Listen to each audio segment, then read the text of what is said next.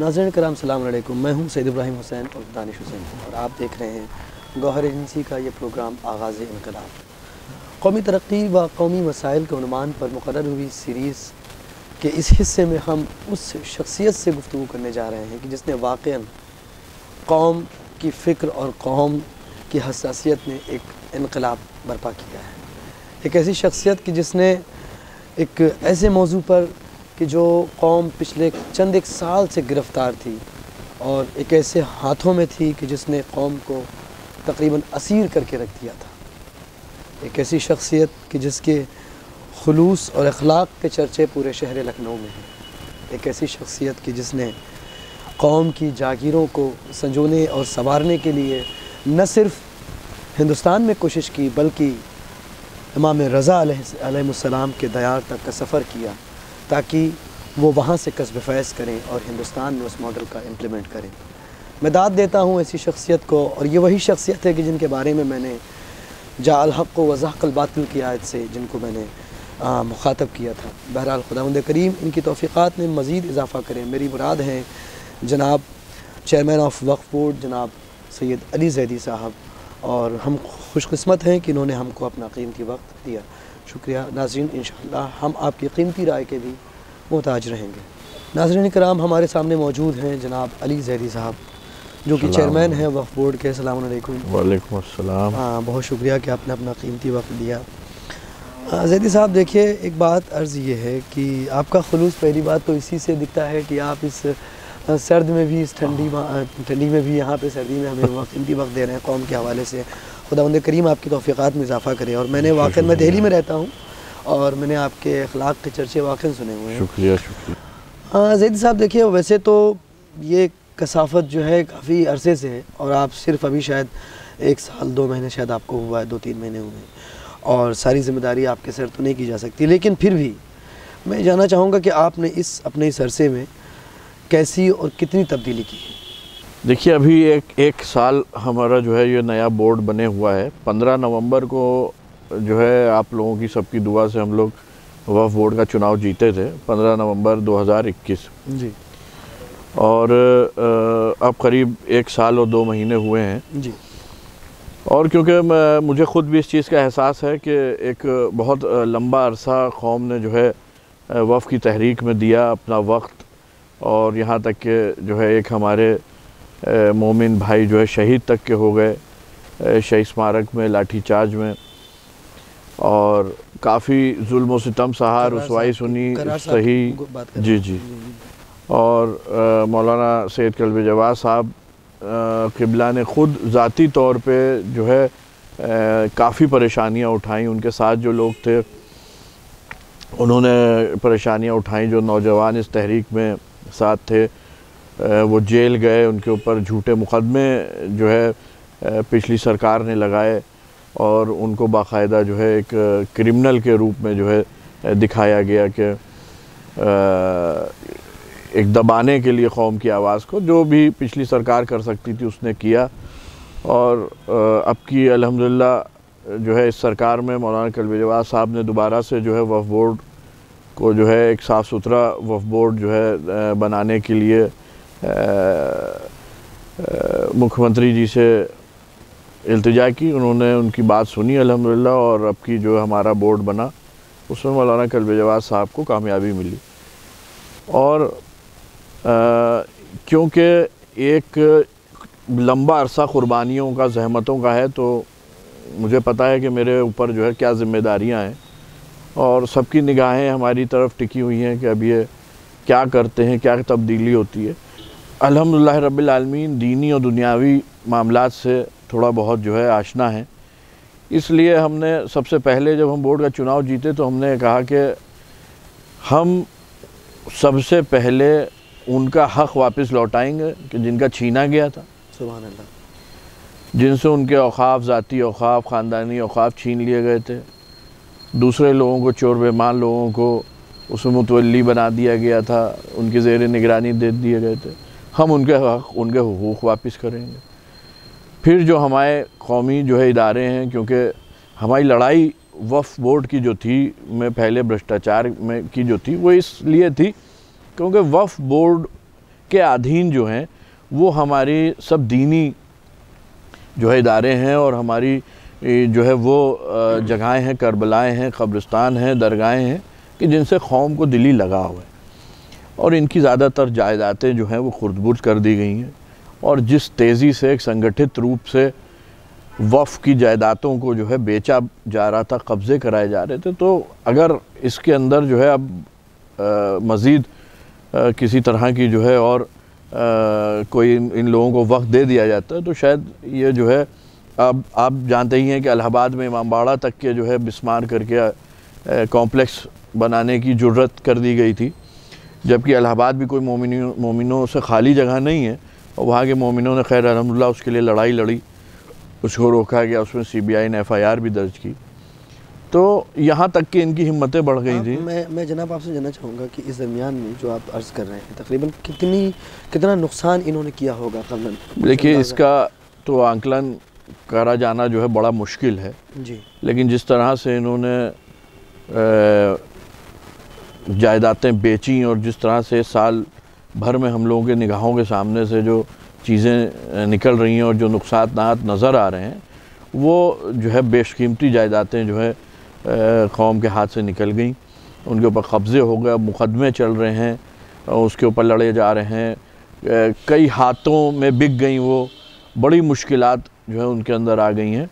तो एक बहुत बड़ा स्कैम है और जिन्होंने अपनी जेबें भरी, तो मैं हमेशा ये कहता हूँ कि जब भी मेरे पास लोग आते हैं तो मैं उनसे कहता हूँ भाई जुस्तजू करो वफ़ की जायदाद के लिए। हम उनको ये एहसास दिलाते हैं कि जैसे अपने बाप दादा की जायदाद के लिए करते हो वैसे करो, इसलिए कि वफ़ की जायदादों के साथ बड़ी एक परेशानी ये है, एक बड़ी मायूसी का सामना करना पड़ता है कि लोग उस तरह से उसके लिए नहीं लड़ते हैं जिस तरह से अपनी मीरास के लिए लड़ते हैं। और मैं हमेशा यही कहता हूँ कि ये लावारिस नहीं है जायदादें, क्या बात, हमारा इमाम जो है देख रहा है और हम अगर जो है इनके लिए जुस्तजू करते हैं और उसमें 1 फीट 10 फीट 20 फीट भी जो है गासिबों के हाथ से छुड़ा देते हैं तो अल्लाह उसका अजर हमको बेशक देगा। तो इसी उसमें मैंने जब बोर्ड की जो है कमान संभाली तो वहाँ सबसे बड़ा मसला था कि एम्प्लॉइज़ ने कहा वहाँ के कि भाई हमारी जो है सैलरी नहीं आई है और हमें सैलरी नहीं मिलती। तो मैंने कहा कि तुम, क्योंकि कौम में एक वफ़ बोर्ड के एम्प्लॉइज़ को लेके भी बड़ी वो थी, नाराज़गी थी कि एम्प्लॉइज़ भी वहाँ के जो हैं वो काफ़ी बेमानियाँ करते हैं और ख़यानतें करते हैं, खुद वहाँ मौजूद एम्प्लॉइज़ जी, खुद वहाँ मौजूद एम्प्लॉइज़। तो मैंने सबसे पहले उन लोगों को बुलाया, उनसे कहा कि भाई देखो, एक तनख्वाह जो है वो सबका हक़ है और मैं ये पूरी कोशिश करूँगा कि तुम लोगों को जायज़ तरीके से हलाल रोज़ी में मुहैया कराऊँ, क्योंकि बोर्ड की मैं आपको बता दूं कि जो आमदनी होती है, बोर्ड अपनी आमदनी से ही अपने लोगों की तनख्वाह देता है, ये सरकारी ट्रेजरी से हमारे पास तनख्वाहें नहीं आती हैं। तो अल्हम्दुलिल्लाह मैं अपने कार्यकाल में 1 महीना आगे चल रहा हूँ सैलरी बांटने में। तो मैंने जो औकाफ थे, जहाँ से पैसे आ सकते थे, जहाँ पे जो है पैसे बकाया थे और जहाँ पे जो है ख़यानतें थीं, वो पैसे नहीं दे रहे थे, उनको सबको डायरेक्ट किया। हमने कहा भाई चोरी बेमानी का एक दौर गया, ईमानदारी से बोर्ड को पैसा दो 1 नंबर में। ऐसा नहीं कि पैसे पहले नहीं आते थे, लेकिन वो नगद सब गिन लिए जाते, तो बोर्ड के ख़जाने में कुछ नहीं आता था। और यहाँ के एम्प्लॉइज़ को, वो जो मुतवल्लियान और परेशान लोग दफ्तर आते तो उनको लूटने खसूटने के लिए छोड़ दिया जाता था कि तुम लोग लूटो खसोटो, अपने जैसे घर चलाओ, हमसे नहीं मतलब। तो उस सिस्टम को मैंने सुधारा। उससे फ़ायदा ये हुआ कि अब दफ्तर के अंदर सबसे पहले मैंने जो है एक माहौल बनाया ज़ीरो जो है भ्रष्टाचार का। उसके बाद जो लोग आए तो उनकी परेशानियों को सही से सुना गया, जिनके हक़ उनसे छीने गए थे उनको वापस दिलाने की जो है पूरी कोशिशें की गई। और जैसा कि आप जानते हैं कि बोर्ड के 2 तरह के फ़ंक्शन हैं, एक ये क्वासी जुडिशल अथॉरिटी है, ये औक़ाफ़ के मामलात में फ़ैसले करता है।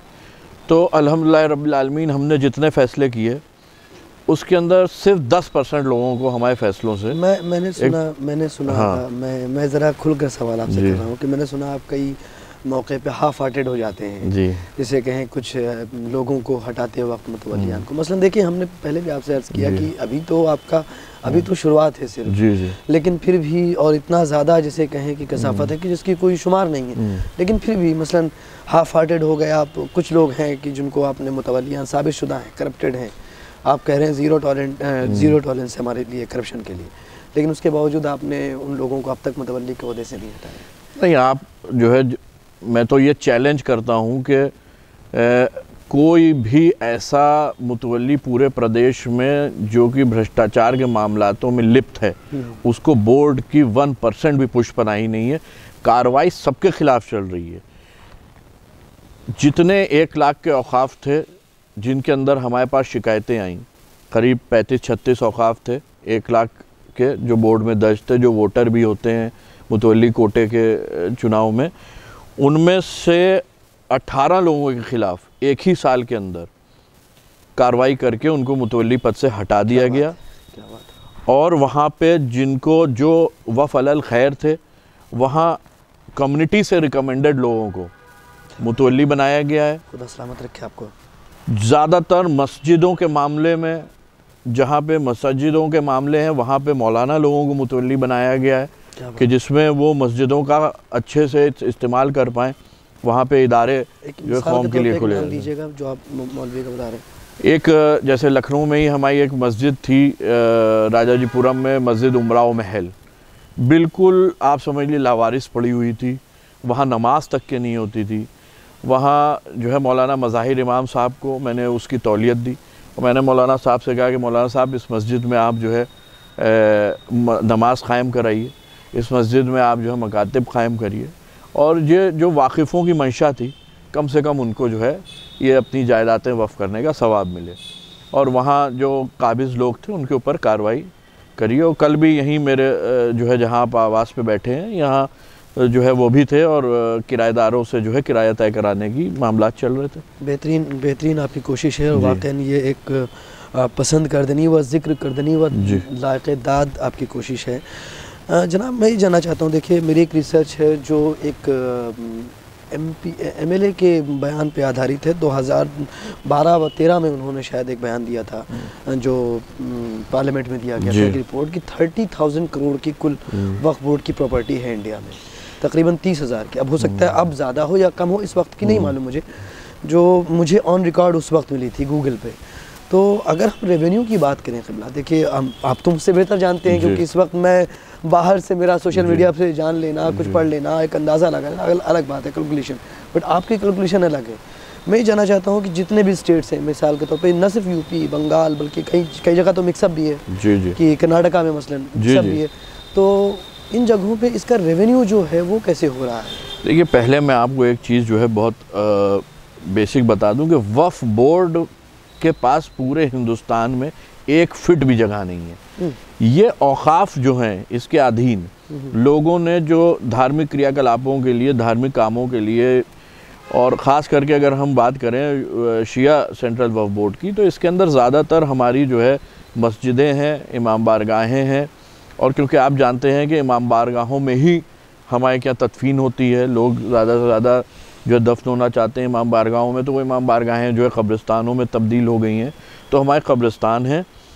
और इनकी देखरेख के लिए ऐसा नहीं है कि जो वाकिफ़ थे उन्होंने कुछ सोचा नहीं, उन्होंने इनकी देखरेख के लिए जो है बड़ी बड़ी काश्तकारियाँ वफ़ की, बड़ी बड़ी जायदादें वफ़ की, शहर में जो है दुकानें जैसे मसलन वफ़ की, और गांव में जो है जो था थोड़ा रूरल एरियाज़ थे वहाँ पे खेती किसानी वफ़ की, कि जिससे ये हमारी इबादत गाहें चमकती रहें, वहाँ के रख रखाव रहे, वहाँ के जो रसूमात हैं रमज़ान के, मुहर्रम के, वो अदा होते रहें, वहाँ जो नौकर वहाँ की खिदमत कर रहे हैं उनको तनख्वाह मिलती रहे, और जो अलल औलाद औकाफ थे वो उनकी औलादें जो है उससे फैज़ उठाती हैं। तो उसके अलावा क्या जो ज़मीनें मसलन इमाम बारगाह हैं, तो आपकी बात वाक़ई कबूल कर देनी, लेकिन जो मसलन जो ज़मीनें खाली पड़ी हुई हैं मिसाल के तौर पर, देखिए माइक्रो इंडस्ट्रीज मैं आपको बिल्कुल और बोर्ड जो है जो वफ़ एक्ट है वो भी इस चीज़ को प्रमोट करता है।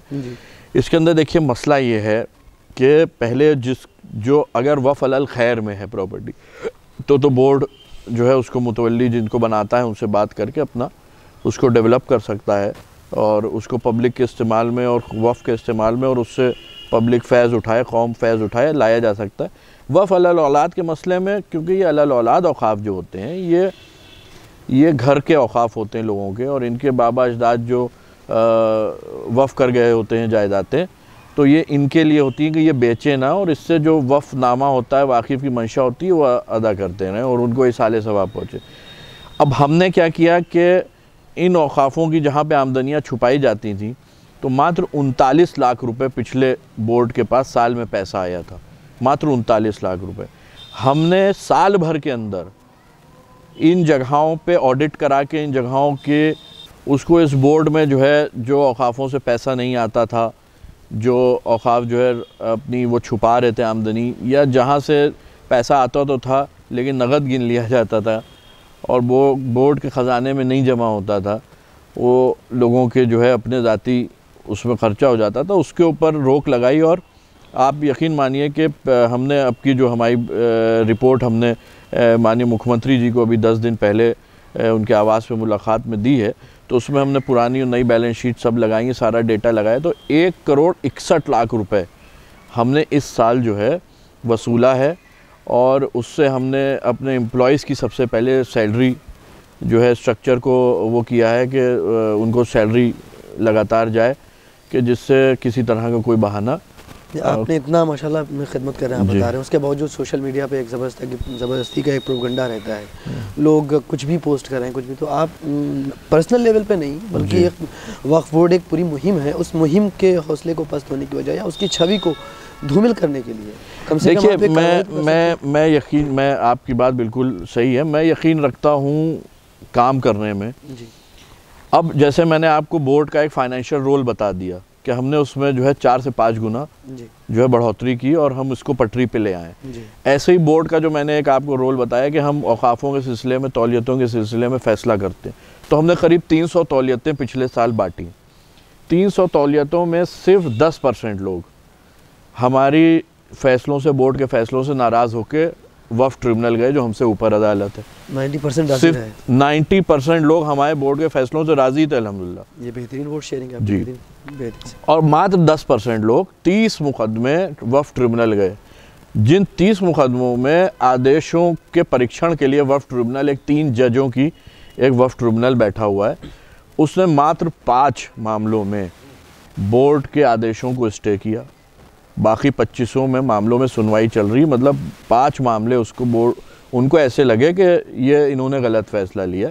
बाकी के अंदर जो है क़ानूनी बहस और मुबाहिसा चल रहा है, जो मुतवल्ली बनाए गए हैं या बोर्ड ने आदेश जो किए हैं। तो इससे आप अंदाज़ा लगाइए कि 90% लोग जो हैं, जिनके बोर्ड से मामलात जुड़े हुए हैं, वो हमसे सेटिस्फाइड हैं। फाइनेंशियल मैंने आपको बताया कि मैं बोर्ड की आमदनी को कहाँ पे ले गया, मैं न 4-5 गुना ज़्यादा उनको ना मैं बोर्ड से तनख्वाह लेता हूँ, ना मैं बोर्ड से किसी तरह का फ़ायदा लेता हूँ। अगर जैसे आप तनख्वाह नहीं लेते तो कैसे आप? जी देखिए, मेरा अल्हम्दुलिल्लाह कारोबार है, जैसे कि आप लोग जानते हैं, लखनऊ में जो लोग जानते हैं वो हमारी फैमिली को दधियाल, ननियाल हर उससे वाकिफ़ हैं, और हम लोगों का कंस्ट्रक्शन का, डेवलपमेंट का अल्हम्दुलिल्लाह जो है कारोबार है। अल्लाह उसके अंदर जो है हम लोगों को। आउट ऑफ द कंटेक्स्ट सवाल आ रहा है कि चेयरमैन बनने के बाद अभी इस जगह पे आप कैसा महसूस करते हैं फ़िलहाल? देखिए, मैं सच बात ये बताऊं कि सही करने का और गलत ना करने का एक बहुत ही दबाव रहता है, और डर ये रहता है कि कभी कभी के खुद से तो मैं नहीं गलत कर रहा हूँ, लेकिन मेरे अंडर लोग हैं, मेरे अधीन लोग हैं, कहीं वो किसी तरह की कोई ख़यानत ना कर दें। अब इतना बड़ा प्रदेश है, देखिए कहीं पे, जैसे मैं आज की तारीख में मैं बैठ के अभी आपसे कह रहा हूँ कि पूरे प्रदेश में आप हर बड़े ज़िले में जहाँ शिया औक़ाफ़ हैं, आप फ़ोन करके पूछिए कि कहीं किसी शिया वफ़ संपत्ति पे अवैध कब्ज़ा हो रहा हो, कहीं पे अवैध निर्माण हो रहा हो, कहीं पे कोई भी ऐसा काम चल रहा हो इलीगल के जिसमें बोर्ड की पुष्प बनाई हो। इन सब चीज़ों को मैं ज़ीरो कर चुका हूँ। एक्शन लेने का किसी भी मामले में मैंने ऐसा सिस्टम बनाया है कि यहाँ हमारे पास शिकायत आती है और तुरंत उसके ऊपर जो है संबंधित अधिकारियों, ऑनलाइन भी आती है, ऑनलाइन भी आती है, बोर्ड की ईमेल पे भी आती है, हमारा IGRS भी है, उस पर आती है, और ज़्यादातर तो मेरा मोबाइल जो है वो एक PCO बना हुआ है, या कॉल सेंटर जिसको कहते हैं, उस पर लगातार फ़ोन आया करते हैं। तो व्हाट्सएप भी बहुत आते हैं, लोग जो है जो नहीं आ पाते हैं वो कागजात उस पर व्हाट्सएप करते हैं। तो स्टाफ कम है, लेकिन मैं पर्सनली रोज़ बोर्ड में बैठता हूँ। प्लस क्योंकि हम लोग कौम से जुड़े लोग हैं तो हम लोग ये जानते हैं कि हमारे यहाँ परेशानियाँ क्या हैं। तो सनीचर को यहाँ अलल ऐलान में 12 से 2 बैठता हूँ। ये जो मेरा C3 बटलर पैलेस जो है कॉलोनी हजरतगंज में, इंदिरा भवन से 2 मिनट की दूरी पे मेरे दफ्तर की, इसलिए कि कोई भी फ़ाइल यहाँ किसी भी वक्त मंगा ली जाती है, किसी का भी कोई भी मसला होता है, अगर बोर्ड का वक्त पूरा भी हो चुका है तो मैं उसको निपटाने के लिए यहाँ पे मौजूद रहता हूँ। और जो जनता दरबार लग रहा है कि जिसके अंदर जो लोग जो है नहीं आ पाते थे, कभी जैसे वो आए मैं नहीं मिला या मैं हुआ वो नहीं आ पाए, तो उनके ऐलान में 12 से 2 बैठ रहा हूँ, जो कि एक 2 बजे तक की तो एक लिमिट है, वो 4 से 5 हो जाता है, इतने लोग यहाँ पे होते हैं। और यहाँ से संबंधित अधिकारियों को कार्रवाई के लिए कहा जाता है। अभी बरेली में 3 दिन पहले सिर्फ 150 स्क्वायर फीट पे बरेली में एक जगह है वफ़ है कमोहन बाग, वहाँ दुकान के पीछे छुप के एक अवैध निर्माण हो रहा था। मेरे पास व्हाट्सएप पे फ़ोटो आई। आज अगर आप वहाँ से फ़ोटो मंगा लें या बरेली फ़ोन करके पूछें तो उस निर्माण को खुद वहाँ जो है पुलिस विभाग ने और वहाँ के जो संबंधित जो अधिकारी थे उन्होंने जाके तोड़ दिया है। तो 150 स्क्वायर फीट, आप ये समझ लें बहुत बड़ी बात है। 10 स्क्वायर फीट पे भी किसी तरह का कब्ज़ा अवैध निर्माण की शिकायत पे तुरंत हमारे यहाँ से एक्शन होता है, फ़ौरन हम लोग एक्शन लेते हैं। क्योंकि एक बार कब्ज़ा जब हो जाता है तो मज़ीद बड़ी परेशानियाँ होती हैं, उससे बचने के लिए हम फ़ौरन उसके ऊपर एक्शन लेने का प्लान। आपने बरेली की मिसाल दी मुझे, जैसे सब मैं चूँकि पूछ रहा था आपसे कि आपसे सवाल करने, तो उसमें मैं तो यहाँ रहता भी नहीं, दिल्ली में रहता हूँ, लेकिन मेरे पास एक सवाल आया कि अगर इतनी शफाफियत है, माफ़ कीजिएगा ज़रा, नहीं बिल्कुल बिल्कुल। देखिए मैं आपको फिर बता दूं, मैं एक ऐसी जगह पे बैठा हुआ हूं कि मैं पूरी तरह कौम मुझसे सवाल पूछे, किसी वक्त वाला ऐलान में यहाँ बैठता हूँ, कहीं पे कोई बोर्ड की तरफ से कोई किसी का हक तलफी हो रही है, किसी को परेशानी हो रही है, तो यहाँ आके मुझसे सवाल करे बिल्कुल। क्योंकि हम ऐसी जगह पे बैठे हुए हैं कि हम लोगों की औकाफ की खिदमत के लिए, लोगों की खिदमत के लिए बैठे हुए हैं। हमको सरकार ने जो है ज़िम्मेदारी दी है, मौलाना कल्बे जवाद साहब ने ज़िम्मेदारी दी है। मैंने इस मुलाकात में भी माननीय मुख्यमंत्री जी से मौलाना कल्बे जवाद साहब जो है मौजूद थे। मैंने कहा मैं पूरी जो है हत्तल इम्कान कोशिश कर रहा हूँ कि कहीं पे भी किसी को भी कहीं पे भी आप लोगों का नाम भी जो है मेरी वजह से ख़राब ना हो, कौम को भी किसी तरह की रुसवाई ना हो। और जिस तरह से मैं कौम के बीच जाता हूँ आज पूरे प्रदेश में, क्या पूरे हिंदुस्तान में, जो मुझे प्यार मिलता है, इज़्ज़त मिलती है, वो हमेशा मैं जाता रहूँ, इस तरह का जो है मेरे मामलात रहे। तो मैं बिल्कुल, आप कोई भी सवाल पूछ सकते हैं। नहीं, मैं I just want to do my duty rightly. तो एक बात अर्ज़ी है कि आप कह रहे हैं शफाफियत बरेली की, और अब्बास बाग की करबला के हवाले से मुझे किसी ने बताया, मैं फिर कह रहा हूँ, मैं तो जी नहीं बिल्कुल बिल्कुल, लेकिन अब्बास बाग की करबला के हवाले से कई हज़ार कुछ वफ़ की जो फिट पे कुछ कब्जे हैं गज़ पे, उसका क्या आप कर रहे हैं? देखिए अब्बास बाग की करबला जो हरदोई रोड पे है, उस सिलसिले में आपको बताऊं कि ये एक ऐसी जगह थी कि जहां जो भी मुतवल्ली बना उसने बहुत क़यानतें की और बड़ी बड़ी कीमती जायदादें लोगों को कब्ज़ा करा दी और पूरी जायदाद रजिस्ट्री बाकायदा कर दी। जो है एक मोहतरमा ने जो वाकिफ़ा जो मुतवल्ली थी, उन्होंने, ये अभी हाल ही की पिछले ही 10 सालों की बात है भाई। देखिए बोर्ड में लोग जो बैठे थे उनके मिजाज के हिसाब से मुतवल्ली चल रहे थे। वहाँ सिस्टम ये था कि बेचो, ख़त्म करो, जल्दी से जल्दी हमको रुपया ला के दो, हमसे मतलब नहीं है। तो लोग खुर्दबुर्दी में ऐसा जो है लगे हुए थे, उन्होंने सारी लगभग जायदादों पे कब्ज़ा करा दिया करबला अब्बास बाग की। हमारे बोर्ड में जब उसकी खुर्दबुर्दी की जो है शिकायतें आई, उससे पहले ही हम उसका संज्ञान ले चुके थे, क्योंकि हम शहर में हम लोग रहते हैं। तो हमने उसमें फ़ैसला बोर्ड ने ये लिया कि इसमें किसी भी और जो है व्यक्ति को ना बना के मौलाना सैयद कल्बे जवाद साहब को हमने उसका प्रशासक बना दिया। बोर्ड ने करबला को वफ़ को सीधे अपने नियंत्रण में लिया और उसमें मौलाना कल्बे जवाद साहब को प्रशासक बनाया कि जिसमें कौम एक इत्मीनान में रहे कि अब मौलाना साहब जो है अपनी जो है अल्हम्दुलिल्लाह सारी ताकतों से और अल्लाह ने जो उनको क़ुव्वत दी है और ना हारने वाला एक उनके अंदर जो एक जज्बा है, उसको इस्तेमाल करके इस करबला की जायदाद को जो है अवैध कब्ज़ों से मुक्त कराएं।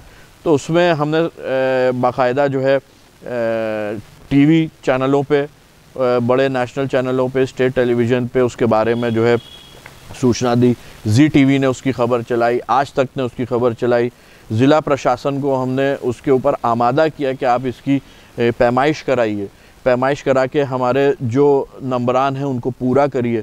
फिर उसके अंदर जो अवैध कब्ज़ेदार हैं उनको चिन्हित करके हम एक एक करके उनके ख़िलाफ़ कानूनी कार्रवाई करेंगे।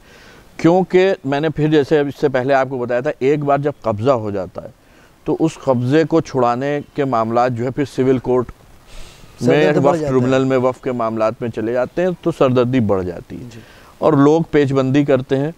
क्योंकि आप जानते हो भाई कानून का राज है और किसी का भी क्लेम जो होता है उसका जब तक के अदालतों में परीक्षण ना हो जाए कि ये ठीक है, ये सही है और कि गलत है, तो अब तक के फ़ैसले नहीं हो पाते हैं और इतने मामले अदालतों में लंबे चल रहे हैं कि देरी सवेरी होती है। लेकिन करबला अब्बास बाग में मज़ीद किसी तरह के कब्ज़े के ऊपर हम लोग एकदम निगाह गड़ाए हुए हैं और आज भी मैं आपसे कह सकता हूँ कि मतलब हर हफ्ते करबला अब्बास बाग की अपडेट जो है ली जाती है और ज़िलाधिकारी महोदय को जो 3 सदस्यीय कमेटी, जांच कमेटी बनाई थी, उसकी रिपोर्ट जो है फ़ाइनल सबमिट कर अवैध कब्ज़ेदारों के ख़िलाफ़ भूमाफिया एक्ट में मुकदमे दर्ज कराने के लिए लिखा जा चुका है। बहरहाल खुदावंद करीम आपको इन तमाम आपकी कोशिशों के लिए इंशाअल्लाह तौफ़ीक़ात से नवाजे। मैं ज़रा एक शख्सी सवाल आपसे यहाँ एक पूछ रहा हूँ कि चूँकि अभी आपने जिक्र किया जनता दरबार का और मैंने पहले भी कहा आपसे कि आप ईरान तशरीफ़ ले गए, आपको ग़ालिबन बुलाया गया वहाँ दावतनामा देकर। कुछ उस हवाले से बताएं कि आपने वहाँ क्या देखा और उस कौन सा मॉडल पाया और किस मॉडल को आप यहाँ इम्प्लीमेंट करना चाहते हैं यहाँ पे? देखिए, मैं वहाँ जो है इमाम रज़ा अलैहिस्सलाम के हरम के दावत पे गया था ज़ियारत के लिए और ख़ास करके एक मकसद ये था कि वहाँ पे जो औक़ाफ़ हैं उनको किस तरह से जो है शरई नुक्ते नज़र से उनको हैंडल किया जा रहा है और पब्लिक वेलफेयर के लिए जो है किस तरह से उन्होंने उसको यूटिलाइज़ किया है, उसको सब देखूं। तो मुझे मौका मिला, मैं वहाँ के ईरान के जो औक़ाफ़ के हेड हैं आयतुल्लाह खामोशी साहब, उनसे मेरी मुलाकात हुई। खुरासान रीजन के जो उसके हेड हैं औक़ाफ़ के, उन लोगों से सबसे मेरी जो है एक डेलीगेशन के रूप में मुलाकात रही। यानी इसका मतलब आपने काफ़ी लोगों से मुलाकात की और वहाँ के बड़े औक़ाफ़ देखे, नीचे से लेके ऊपर तक उनका सिस्टम समझा। अब क्योंकि उनके क्या अदालतों का सिस्टम दूसरे हैं, हमारे क्या अदालतों के सिस्टम दूसरे हैं, तो और दूसरे के उनके क्या मामलात अलग हैं, हुकूमती, हमारे क्या हुकूमती मामलात अलग हैं। लेकिन उससे अलहदा औक़ाफ़ को उन्होंने जैसे संवारना शुरू किया है और जिससे एक सरकार का जो एक लोड था उनकी कम्युनिटी वेलफेयर के ऊपर, वो कुछ % कम हुआ है। तो मैं भी यहाँ पे यही चाहता हूँ कि हमारी कम्युनिटी, क्योंकि ज़्यादातर जो शिया कम्युनिटी है वो जनरल क्लास में आती है, तो सरकारी योजनाओं के भी नहीं बेनिफिट मिल पाते हैं हमको, और चंद ही हैं जो है सरकारी योजनाओं के लाभ उठा पाते हैं, जो कि जैसे कि ये रिज़र्वेशंस हैं और ये हैं। तो मैंने सोचा कि जो ये वफ़ अल खैर औक़ाफ़ हैं, इनकी जो जायदादें हैं, इन पे जो कब्ज़े हो गए उनको रिहा करा के, और क्यों ना यहाँ पे ऐसे मॉडल जो है डाले जाएं जैसे फैक्ट्रीज़ के या आवासीय योजनाओं के, जो एक सब्सिडाइज रेट पे जो है लोगों को घर दिए जाएं और बिल्कुल ज़मीन उनको मुफ्त दी जाए, किराएदारी वफ़ की एक नॉमिनल बांध दी जाए कि जिससे वफ़ भी चमकता रहे, इदारा भी चमकता रहे। जैसे करबला की ज़मीन है तो करबला भी चाक चौबंद रहे, वहाँ के मामला ठीक रहे और हमारे लोग उसको इस्तेमाल भी कर लें। और तो वहाँ पे मैंने वो सारी चीज़ें जो है यहाँ पे मैंने एक खाका खींचा और इंशाल्लाह जो कि मैंने ऐलान भी किया था कि हम जल्दी जो है वो योजनाएं लॉन्च करने जा रहे हैं, क्योंकि फ़ॉर्मेलिटीज़ बहुत हैं, क़ानूनी नवैयतें बहुत हैं और कुछ लोग ऐसे हैं कि जिनके ख़िलाफ़ बोर्ड ने कार्रवाइयाँ की हैं, जिनके जो है शिकमों को माले हराम लग गया था और वो हमको जो है इसमें पीछे खींचने के लिए लगे हुए हैं, तमाम तरह के प्रोपेगेंडे जो है कर रहे हैं, तमाम तरह की परेशानियां खड़ी कर रहे हैं।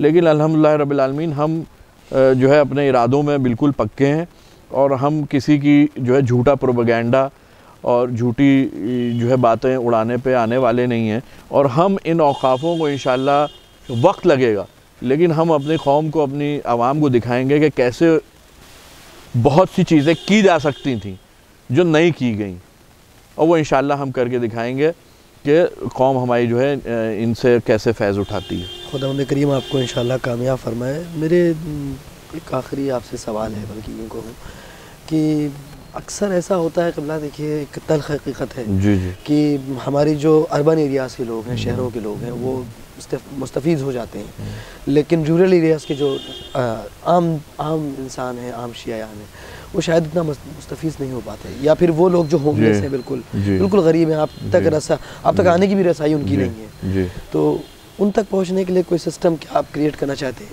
देखिए, हमने जो है बहुत इसी जो है गुज़िश्ता साल जो है हमने काफ़ी ट्रैवल किया, और आप एक बहुत छोटा सा एग्ज़ाम्पल आपकी बात पे बताऊंगा कि हमें इस चीज़ का एहसास था कि हमारे, क्योंकि प्रदेश बहुत बड़ा है और रूरल एरियाज़ में हमारे औकाफ़ हैं और सब हैं, और वहाँ पे जो परेशानियाँ हैं, और कहीं पे हमारी कम्युनिटी की संख्या कम है, कहीं पे जो है कब्रिस्तान इंक्रोच हो गए हैं, कब्रें जो है वो दफन करने की जगह नहीं है। तो मैं आपने मुझसे एग्ज़ाम्पल पूछे, मैंने दिए, लेकिन मैं अपने मुंह से नहीं बताऊंगा। मैं सब कुछ जो है कागज़ पे अपनी एनुअल रिपोर्ट माननीय मुख्यमंत्री जी को दे चुका हूं, और जल्दी एक प्रेस कॉन्फ्रेंस करके आवाम के सामने भी रखूँगा। और लेकिन आपसे मैं कहूँगा कि आप अपनी जो है बिरादरी के जो बस्तियाँ हैं वहाँ अगर पता करके पूछें, तो वो कब्रिस्तान जहाँ पे हमारे लोगों को परेशानियाँ आ रही थी जो है दफन करने में अपने मुर्दे, जहाँ पे इंक्रोचमेंट थे, जहाँ पे मैयतें दफन नहीं हो पा रही थी, ऑलमोस्ट जहाँ से हमारे पास शिकायतें आई, या हम खुद उन जगहों पे गए, हमने पूछा, क्योंकि ये बेसिक चीज़ें हैं कौम से रिलेटेड। तो जहाँ हमारे पास जो है इसका संज्ञान में आया, हमने वहाँ जो है उन जगहों पे जो है उनको कब्ज़ा मुक्त कराया। और क्या कहते हैं, शामली जो हमारे प्रदेश का एक बॉर्डर लगता है, वहाँ तक के जो है मामलात हमने अपने संज्ञान में लिए, और वहाँ के मसलों को जो है हल किया। वहाँ पे इमाम बारगाह थी, एक बोसीदा थी, कौम के पास जगह नहीं थी, हमने वहाँ पे एक कमेटी बनाई जो वहाँ के लोगों के ज़िम्मे की, मोमिनीन के, वहाँ इमाम बाड़े की तामीर शुरू हो सके। कई ऐसे इबादत गाहें थी कि जहाँ पे जो है मुतवल्ली कमेटी ना होने की वजह से वहाँ नमाज़ें नहीं हो रही थी, मजलिस मातम नहीं हो पा रहा था, और इस तरह के लोग काबिज़ थे कि जिनको कोई इंटरेस्ट नहीं था वहाँ कुछ करने से, क्योंकि वो ख़र्चा नहीं करना चाहते थे, उनको जो कुछ लेना था उन औकाफ़ों से लूट के ले चुके थे। तो वहाँ पे हमने ऐसे लोगों को जो है मुतवल्ली बनाया कि जो अपनी जेब से मुहर्रम हुआ, रमज़ान हुआ, यहाँ के रसूमात को जो है कर पाएँ। और जहाँ पे हमारी जो कम्युनिटी जो पीछे रह गई है, जो मेन जो है मुख्य धारा से नहीं जुड़ पाई है, उनके डेवलपमेंट का सवाल है, तो हम जो है वेस्टर्न यूपी पे बहुत ज़्यादा फोकस कर रहे हैं। जैसे नजीबाबाद, बिजनौर हमारा एरिया है जहाँ पे जो कि पूरा दरगाह है। अगर आपसे कोई ईस्टर्न यूपी का पूछे, आजमगढ़ की तरफ का, अगर कोई मशरिकी यूपी का पूछे कि आप मगरिबी यूपी पे क्यों तवज्जो कर रहे हैं? नहीं, मैं आपको बताऊँ, इसलिए कि यहाँ जो हमारे पास परेशानियाँ आई हमारे औकाफ़ की, और क्योंकि हमारे पास देखिए लैंड बैंक जहाँ पे ज़्यादा है, हम वहाँ पे ही लोगों के लिए कर सकते हैं, इसलिए कि आइडियली हम फ़ंड तो जो है अभी सेल्फ सस्टेन कर पाएँ। और इंशाल्लाह हम बोर्ड को ऐसा बनाना चाहते हैं कि वक्त लगेगा कि इसका एक जो है हिस्सा वफ़ की आमदनी का बोर्ड से ही जो है स्कीम पे लगे। उसके लिए हमारे लोगों को भी थोड़ा जो है अपने तब्दीली लानी पड़ेगी, और जिन औकाफ़ों में आमदनियाँ हो रही हैं अल्लाह खैर, जहाँ माशाल्लाह से जो है ज़ायरीन की खिदमत के लिए मामलात हैं, वहाँ पे ज़ायरीन की खिदमत के लिए जो है, जैसे मैं आपको बताऊं कि दरगाह जोगी रामपुरा हमारी सबसे बड़ी नजीबाबाद जो है उत्तर प्रदेश शिया सेंट्रल वफ़ बोर्ड के अधीन वफ़ है।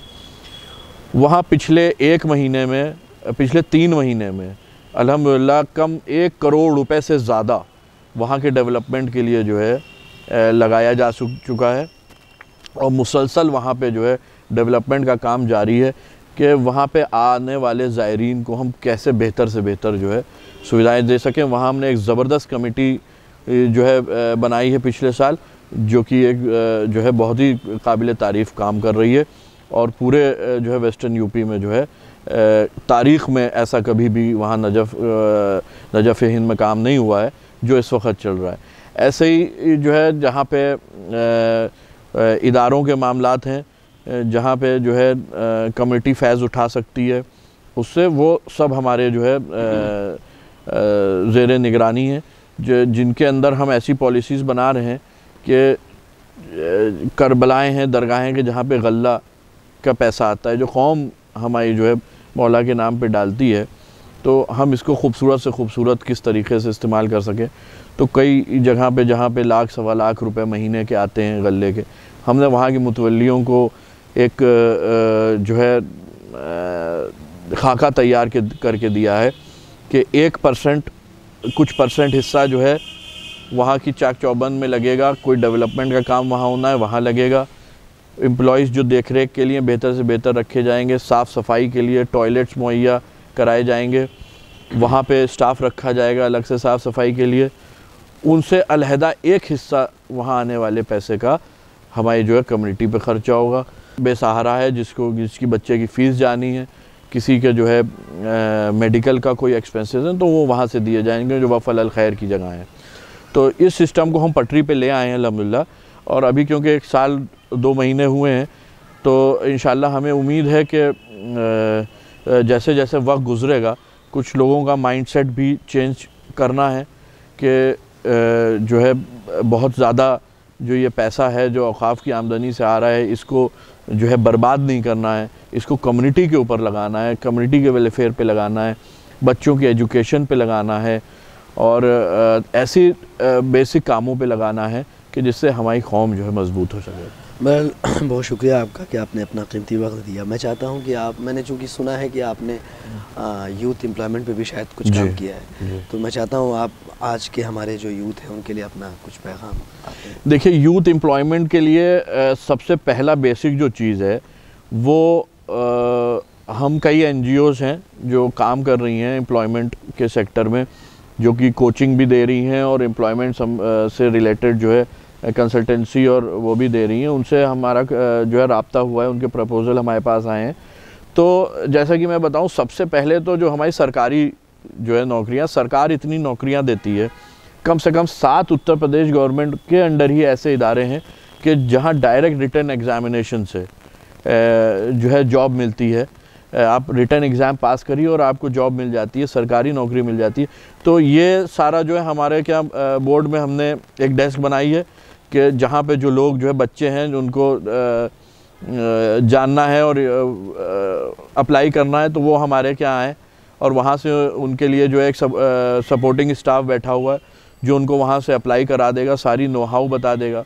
प्लस जो है हम ऐसे इदारों से इन बिटवीन कॉन्ट्रैक्ट हैं और वो हैं कि जिनको हम छोटी जगह देने वाले हैं कोचिंग सेंटर डेवलप करने के लिए, कि जहाँ पे जो है सिविल सर्विसेज की तैयारी के लिए बच्चों को फ्री एजुकेशन दी जाएगी, फ्री कोचिंग दी जाएगी। स्टेट ऑफ द आर्ट जो है कोचिंग सेंटर बनने जा रहे हैं और प्रदेश के सबसे ज़बरदस्त और काबिल जो है टीचर वहाँ पढ़ाएंगे। और हम अपनी जो वफ़ ये जगह हैं ये उनको एक नॉमिनल बिल्कुल उस पर देंगे, उनसे ये मुआहदा करके कि हमारे बच्चों के लिए जो है एक फ्री कोटा सीट्स का उस एजुकेशन सेंटर में होगा। तो इस तरह की कई योजनाएं हम बना रहे हैं, क्योंकि हमारे पास लैंड बैंक है, तो हम लैंड बैंक से रिलेटेड ही सारी जो स्कीम्स बना रहे हैं कि हमारी कम्युनिटी को ज़्यादा से ज़्यादा फ़ायदा हो सके। मेरा बहुत शुक्रिया आपका ज़ैदी साहब, इंशाल्लाह फिर कभी वक्त रहा तो मुलाकात करेंगे। जज़ाकल्लाह। नाज़रीन कराम, कुछ 1 साल 2 महीने कबल का वक्त था कि जब कौम पूरी तरह से ऑप्शन लेस थी। उसके पास ऑप्शन इस बात का नहीं था कि वो उस शख्स को जो यहाँ पर इस ओहदे पे बैठा हुआ था उसे बाकी रखे या चूज़ करे दोबारा, बल्कि उसके पास सिर्फ़ और सिर्फ ये ऑप्शन था कि उसे वो बस बर्खास्त करे, क्योंकि वो एक सरदर्द था। और आज 1 साल 2 महीने बाद अपने कामों से ये साबित कर दिया, अपनी खदमात से, अपनी फ़ालियत से जनाब अली ज़ैदी साहब ने, कि इस वक्त कौम एक बार फिर से ऑप्शन लेस है। और वो ऑप्शन लेस कुछ इस तरीके से है कि आज कौम के पास ये ऑप्शन नहीं है कि इन्हें चूज़ करे या किसी और को चूज़ करे। बहरहाल मैं उस शख्स के बारे में क्या ही बयान करूँगा, क्या ही कहूँगा कि जिसने अपने मॉडल को सीखा हो, देखा हो, कोशिश की हो इमाम रज़ा अलैहिस्सलाम के दर से। खुदावंद करीम आपकी तौफ़ीक़ात में मज़ीद इजाफ़ा करें। इंशाअल्लाह आपसे जल्द ही एक नई शख्सियत से मुलाकात के साथ हम आपसे मुलाकात करेंगे। जज़ाकल्लाह।